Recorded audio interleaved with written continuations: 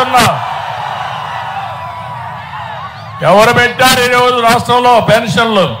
మొట్టమొదటిసారిగా నందమూరి తారక రామారావు గారు 35 రూపాయలు పెన్షన్ పెట్టడానా కాదా తమ్ముళ్ళు అని మిమ్మల్ని అడుగుతున్నా. 2014 నేను వచ్చిన తర్వాత 200 పెన్షన్ ని ఒకేసారి 1000 చేశా, 5 రెట్లు పెంచా. మళ్ళీ 1000ని 2000 చేశా. అంటే 5 సంవత్సరాల్లో 10 రెట్లు పెంచిన ఘనత తెలుగుదేశం పార్టీ. అవునా కాదా అని మిమ్మల్ని అడుగుతున్నా.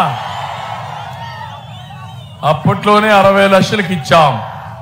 నేను పింఛన్ ఇస్తే ఇప్పుడు ఒక 1000 రూపాయలు పెంచి దానికేదో వాలంటీర్లు పెట్టి అంటే రాజకీయ దురుద్దేశాలతో చేసి ఇప్పుడు మనల్ని విమర్శిస్తున్నారు.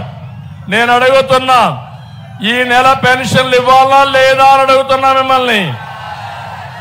సచివాలయంలో 1,25,000 మంది స్టాఫ్ ఉన్నారా లేదా? ఒక్కొక్క మనిషి 45 పింఛన్లు ఇస్తే 2 రోజుల్లో మొత్తం పింఛన్లు చౌనా కాదా? ఈరోజు ఎన్నో తారీఖు? 3వ తారీఖు అయిపోయిందా లేదా? ఇచ్చాడా పింఛన్లు? సచివాలయం డబ్బులున్నాయా? సచివాలయాలు బుద్ధి సిగ్గు లేకపోతే 28 నువ్వు ఒక జీవో ఇచ్చావు. ఈ నెల మేము 3వ తారీఖు పింఛన్లు ఇస్తారని చెప్పావు. అంటే ముందుగా ప్రణాళిక తయారు చేసుకున్నావు.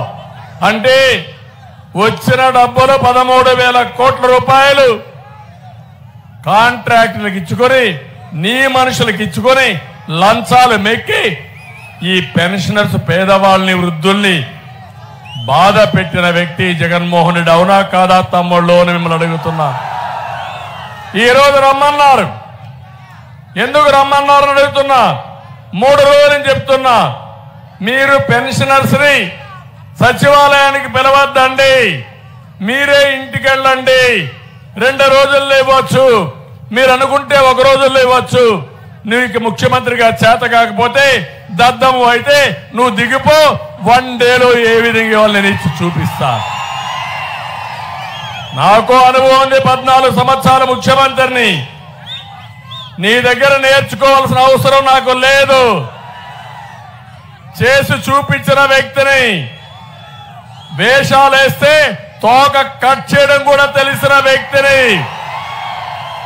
నోరు పారేసుకుంటే నోరు ముయించే శక్తి ఉండే వ్యక్తిని చెప్పి మరొకసారి మీ అందరికీ విజ్ఞప్తి చేస్తున్నా. ఈరోజు ఉదయం రమ్మంటారు సచివాలయానికి, డబ్బులు ఇవ్వరు, ఎండ్లో నిలబెడతారు, కనీసం వాళ్ళకి మంచినీళ్ళు ఇవ్వరు, ఒక షామినా ఇవ్వరు, లేకపోతే ఒక బట్టర్ మిల్క్ ఇవ్వరు.